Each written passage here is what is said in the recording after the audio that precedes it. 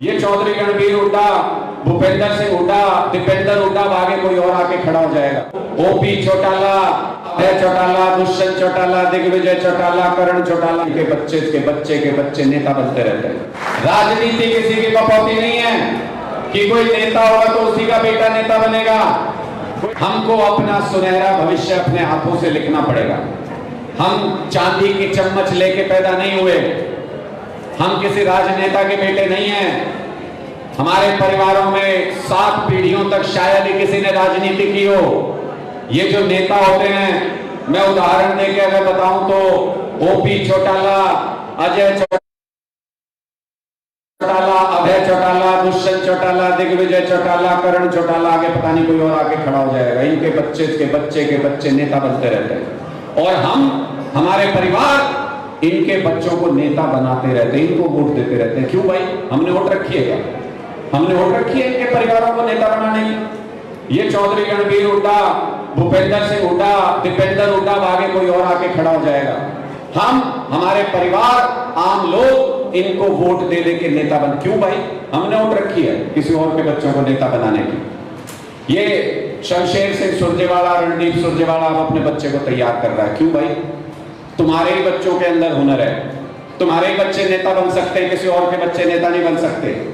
मेरी नजर से देखो, केजरीवाल जी की नजर से देखो, तो मुझे आप सब के अंदर एक एक नेता नजर आता है जो अगर खड़ा हो जाए तो इनके बच्चों से ज्यादा होनहार है, इनके बच्चों से ज्यादा मेहनत कर सकता है, इनके बच्चों से ज्यादा युवा उसके साथ होंगे।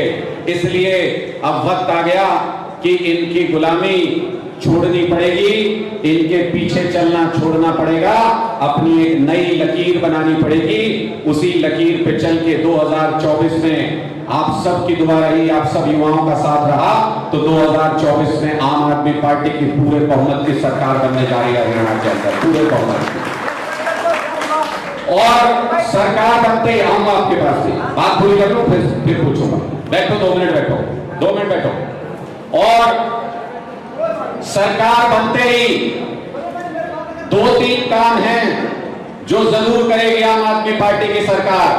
पहला काम, कॉलेज और यूनिवर्सिटी के अंदर छात्र संघ के चुनाव करवाने शुरू करेंगे सबसे पहले, क्योंकि नेता वहीं से पैदा होता है, नेता वहीं से पैदा होता है।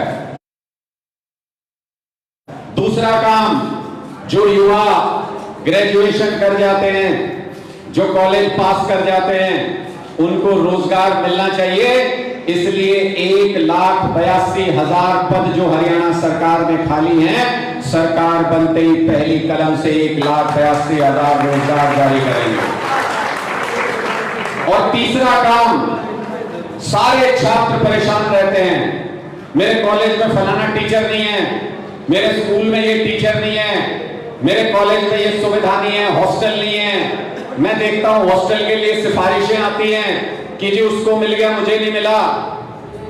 सबसे पहली प्रायोरिटी, पहली प्राथमिकता आम आदमी पार्टी की सरकार में कुछ होती है तो वो होती है कि आपके लिए अच्छी शिक्षा का इंतजाम कर सकें। दुनिया में जाने माने स्कूल और कॉलेजेस और यूनिवर्सिटीज हरियाणा के अंदर होंगी अगर हरियाणा में 2024 में आम आदमी पार्टी की सरकार बनती है। दुनिया भर के छात्र आपकी तरफ देखा करेंगे कि इस यूनिवर्सिटी का नाम, आज के दिन में देख लो क्या नाम होता था कुरुक्षेत्र यूनिवर्सिटी का, पुराने जमाने में क्या नाम होता था। आज के दिन में देख लो, इन्होंने सारे तो सेंटर बंद करा दिए, जो एफिलिएटेड सेंटर होते थे यूनिवर्सिटीज के, स्टूडेंट उनमें एडमिशन नहीं ले सकते। कुरुक्षेत्र के बाहर कुरुक्षेत्र यूनिवर्सिटी से एफिलिएटेड सेंटर नहीं हो सकते। मतलब आप अपने शहर में अगर कुरुक्षेत्र यूनिवर्सिटी से पढ़ना चाहो तो नहीं पढ़ सकते। और शिक्षा का स्तर गिराते गिराते, राजनीति घुसाते घुसाते यूनिवर्सिटी के अंदर इन्होंने ऐसी हालत कर दी कि आज जो वो नाम और जो शोहरत था, वो नाम और शोहरत काफी नीचे आ गया। लेकिन मैं आज आपके सामने ये वादा करके जा रहा हूं कि अगर 2024 में आम आदमी पार्टी की सरकार हरियाणा के अंदर बनी तो एक एक छात्र से उसकी उम्मीद, उसकी मंशा पूछ के कि बताओ बच्चे क्या पढ़ना चाहते हो, कौन सी पढ़ाई करना चाहते हो, बड़ी से बड़ी डिग्रियां भी, बड़ी से बड़े कोर्सेज भी, जो विदेशों में पढ़ने के लिए हमारे बच्चे जाते हैं, वो अगर इन कॉलेज और यूनिवर्सिटी में ना हो आम आदमी पार्टी की सरकार में, तो कहिएगा।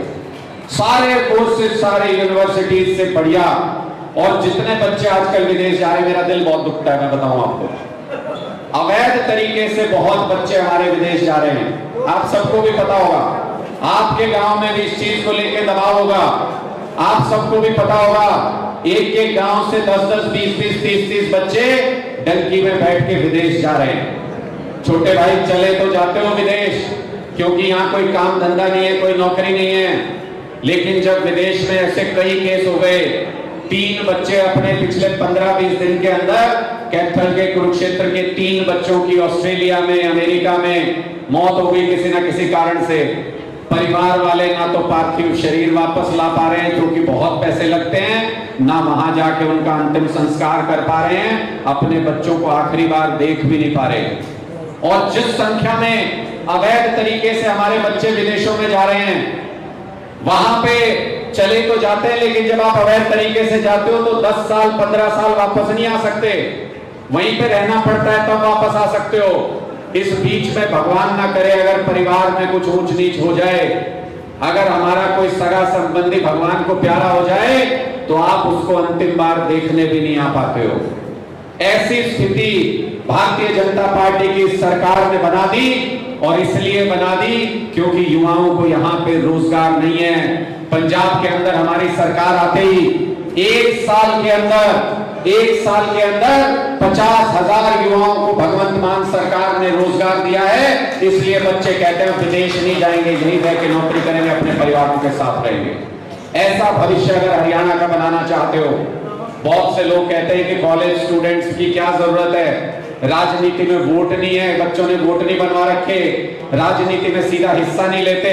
लेकिन मेरा ऐसा मानना है कि मेरी और आम आदमी पार्टी की राजनीति आप सबके सहयोग के बिना अधूरी है। इसलिए आज आपके बीच में आया हूं, हाथ जोड़ के ये प्रार्थना करने कि सारे छोटे भाइयों से कि सारे के सारे अगले 1 साल तक पॉलिटिक्स में इंटरेस्ट लेना शुरू करो, नहीं तो ये आपके परिवारों को, आपको, आपके भविष्य को बर्बाद कर देंगे। कमान अपने हाथों में लेनी पड़ेगी युवाओं को। युवा जब अपने हाथ में कमान ले लेगा तो 2024 में सरकार भी बनाएगा, अपने लिए रोजगार भी लिखेगा और अपने सारे काम खुद कराएगा। एक बार अगर मेरी बात समझ में आई हो तो बुलंद आवाज में मेरे साथ भारत माता का नारा लगाना। कई साथी हैं बीच में आराम से बैठे रह जाते हैं, लेकिन भारत माता के लिए अगर जज्बा, इस देश के लिए मर मिटने का जज्बा अगर किसी में होता है तो युवा में सबसे ज्यादा होता है। मैं आपका वो जज्बा देखना चाहता हूं। एक एक साथी बंद मुट्ठी करके हाथ ऊपर करो, सारे साथी पीछे तक, सारे जवान, सारे नौजवान ऊपर भी नीचे भी जोरदार तरीके से नारा लगाना, भारत माता की, भारत माता की, इंकलाब, इंकलाब। बहुत बहुत शुक्रिया आप सभी का, बहुत बहुत शुक्रिया, बहुत बहुत शुक्रिया।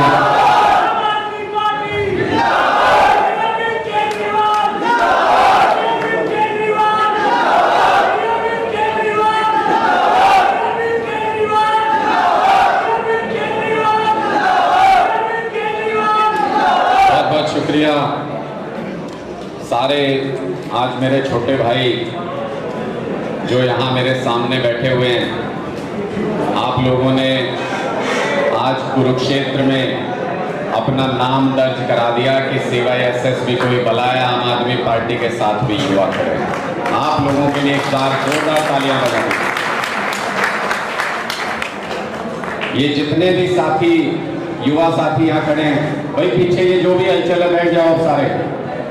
अनुकांत जी, अनुकांत जी बैठ जाओ, सारे लोग जितने भी खड़े हैं, सारे साथी बैठ जाओ।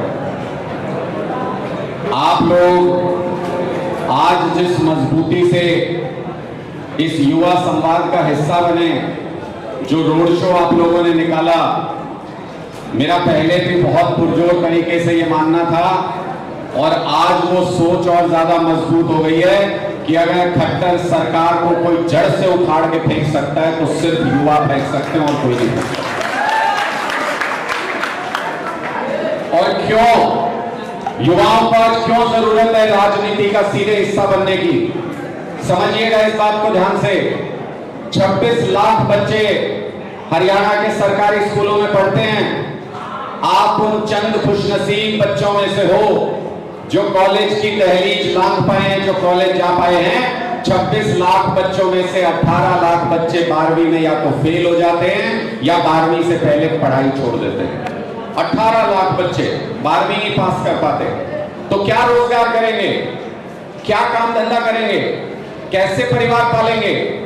ये अभी जो युवा अवस्था है, कॉलेज का जो टाइम होता है बहुत अच्छा होता है, हमने भी देखा है।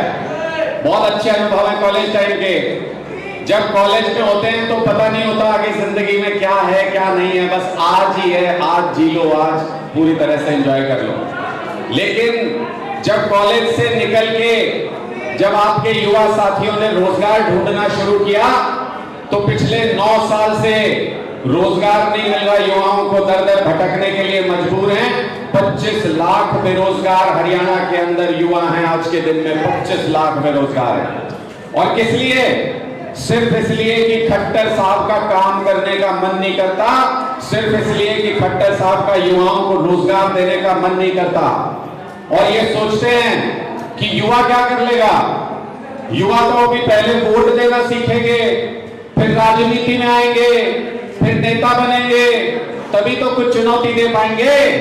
लेकिन खट्टर साहब को ये नहीं पता कि अगर युवा कॉलेज में भी ठान ले कि मुझे राजनीति करनी है तो अच्छे अच्छों को छठी का दूध याद दिला सकता है। अच्छे अच्छों मुझे लगता है कि इतने कार्यकर्ता जिस पार्टी के पास हों, वो पार्टी एक विधानसभा आसानी से जीत सकती है। और अगर इतने युवा कार्यकर्ता, कॉलेज के छात्र अगर किसी पार्टी के साथ जुड़ जाएं तो पूरी एक लोकसभा सीट पर सारी पार्टियों का सुपड़ा साफ करने की ताकत आप लोगों के अंदर है। इसलिए ये जो भी साथी है, बैठ जाओ यार, एक आध जो भी खड़ा, बैठ जाओ यार, बैठ जाओ, जहां जो जहां बैठ जाओ। चलते फिरते कम सुनाई देगा, बैठोगे ज्यादा सुनाई देगा। सरपंच साहब बैठ जाओ यार, आप भी बैठ जाओ, बैठ जाओ सारे। इसलिए बहुत जरूरत है इस वक्त की जरूरत है कि इस अगली पंक्ति में बैठे हुए लोगों से लेके पीछे तक भी जो मेरे छोटे भाई जितने भी बैठे हैं, सबको राजनीति में सीधे दिलचस्पी लेनी चाहिए, सबको सीधे राजनीति करनी चाहिए। किसी की बपौती नहीं है राजनीति किसी की बपौती नहीं है कि कोई नेता होगा तो उसी का बेटा नेता बनेगा, कोई मंत्री होगा तो उसी का बेटा